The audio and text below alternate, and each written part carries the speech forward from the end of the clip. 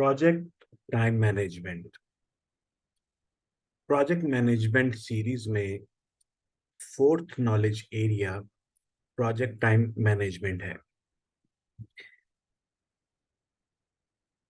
What is project time management?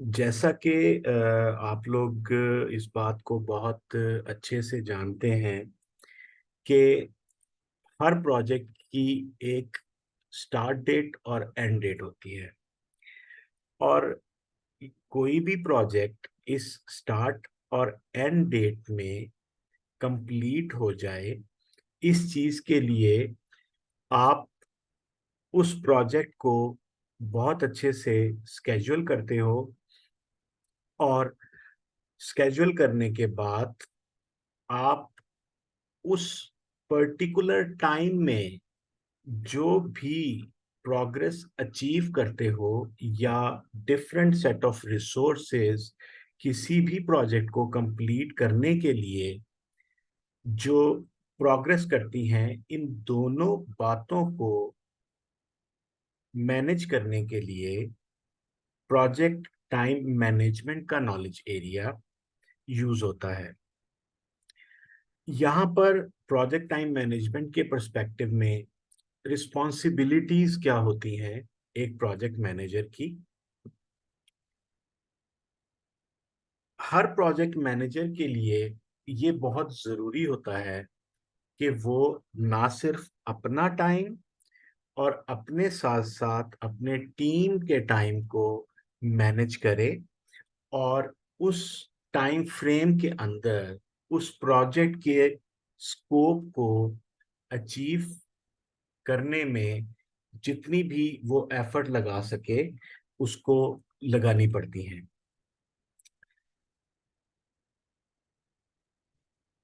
Processes include in project time management, जिसमें पहले है plan schedule management, second number पे define activities, third number पे sequence activities, estimate resources, estimate duration, और develop project schedule and control the schedule.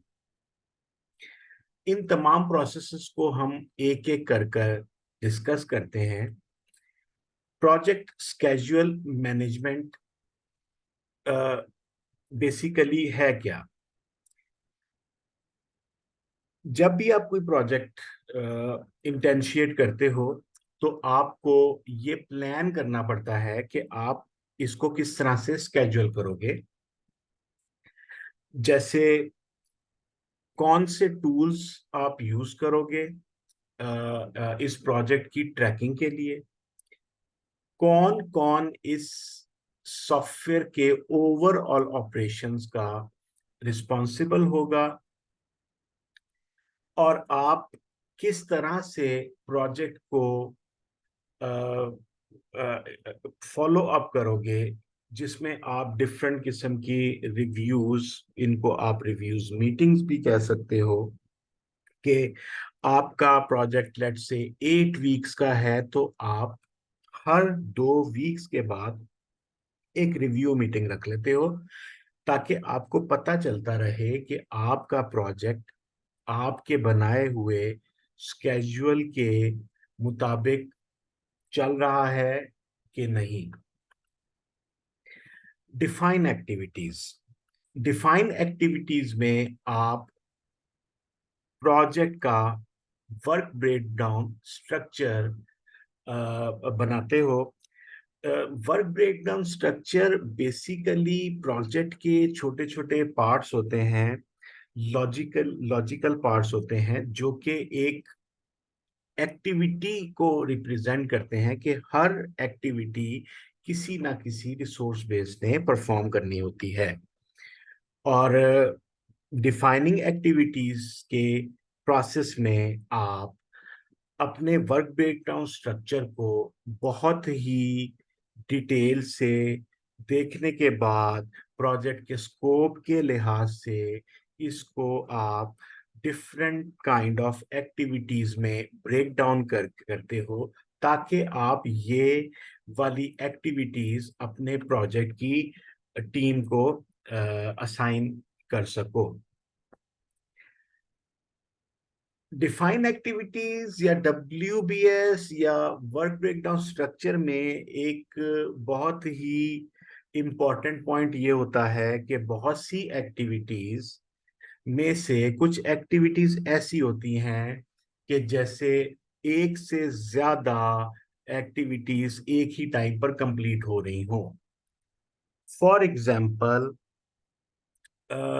आपका UI UX developer, आपका backend developer और आपका डेटाबेस एडमिनिस्ट्रेटर के पास इस किस्म की एक्टिविटीज हो कि वो अपनी अपनी एक्टिविटीज उसी टाइम फ्रेम के अंदर करें और तीनों रिसोर्स बेस की एक्टिविटीज एक ही डेट को कंप्लीट हो जाए, जो कि आपके बनाए हुए वर्क ब्रेकडाउन स्ट्रक्चर की बिना पर ऐसा होता है।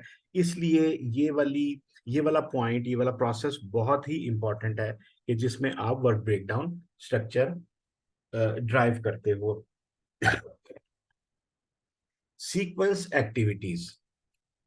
अब एक्टिविटीज को डिफाइन करने के बाद आपको एक प्रॉपर स्केड्यूल करना होता है कि आप इन एक्टिविटीज को अपने सीक्वेंस कर देते हो और उसको, जैसे एक्टिविटी 1 है और लाइक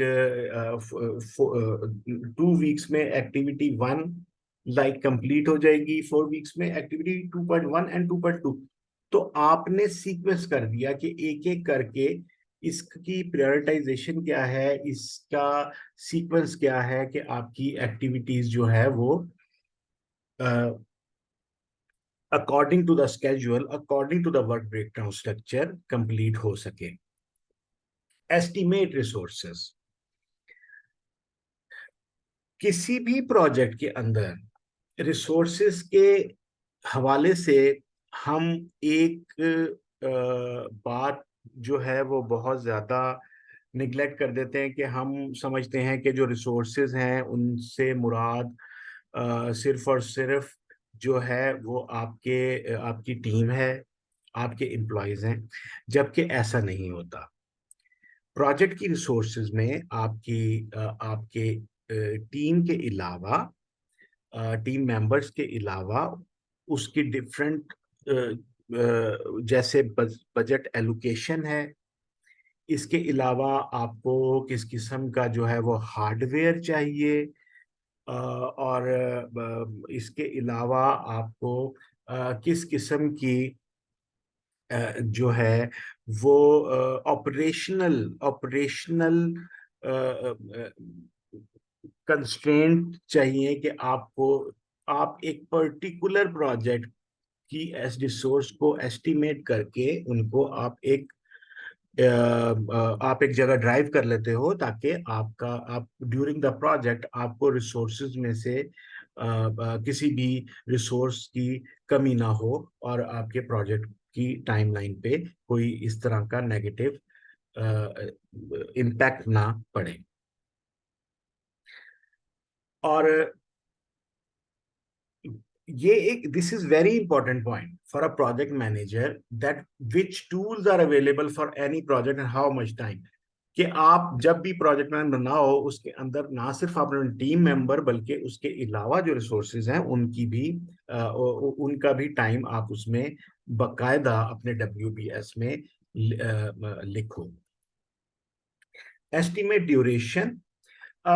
एस्टिमेट ड्यूरेशन एक बहुत ही की पॉइंट होता है जिसके अंदर आपको at the time of initiation, at the time of at the time of kick off meeting आपको एक एस्टिमेट देना पड़ता है।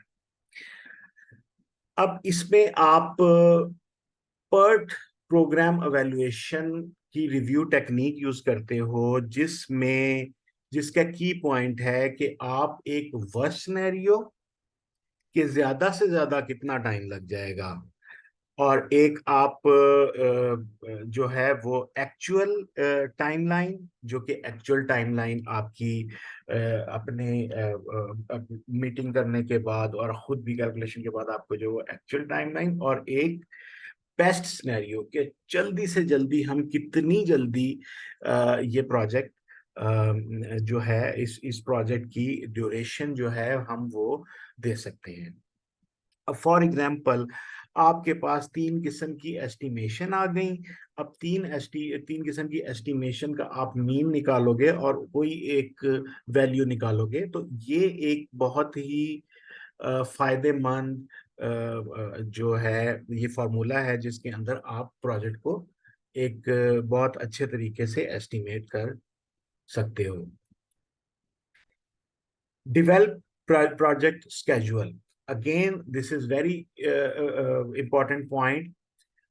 इसमें हम प्रोजेक्ट स्केड्यूल बनाते हैं और हम डिफरेंट एक्टिविटीज को ड्यूरेशन, उसकी स्टार्ट और एंड डेट को सीक्वेंसिंग और एक स्केड्यूलिंग सॉफ्टवेयर के अंदर डालते हो, ताकि आप उसको आप इसकी रिसोर्सेज को एलोकेट कर सको। इस चीज के लिए ज्यादातर जो टूल यूज होता है मार्केट में, जिसमें जीरा है, जिसमें माइक्रोसॉफ्ट प्रोजेक्ट है, इसके अलावा असाना है, और भी प्रोजेक्ट मैनेजमेंट टूल्स हैं। तो बेसिकली आप पूरा का पूरा schedule depending upon your WBS, आप एक आप एक सॉफ्टवेयर में, कोई भी प्रोजेक्ट मैनेजमेंट सॉफ्टवेयर के अंदर उसको आप इनपुट करते हो ताकि आप उस स्केड्यूल को बना सको। इसके बाद स्केड्यूल बनाने के बाद ऑब्वियसली आपने उस स्केड्यूल को कंट्रोल भी करना है।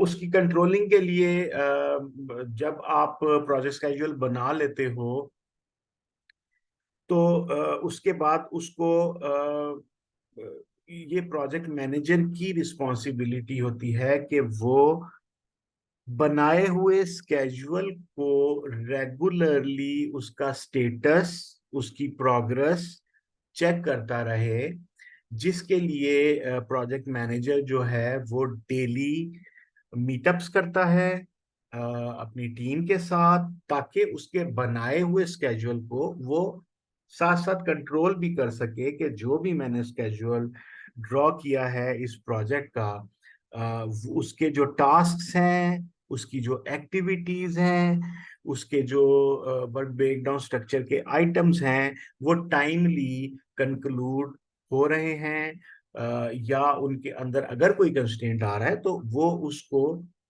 डेली मीटिंग के थ्रू रिजॉल्व कर रहा होता है।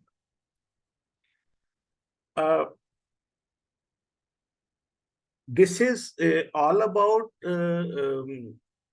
project time management, which is the fourth knowledge area of project management series. मैं आपके खिदमत में दोबारा हाजिर होऊंगा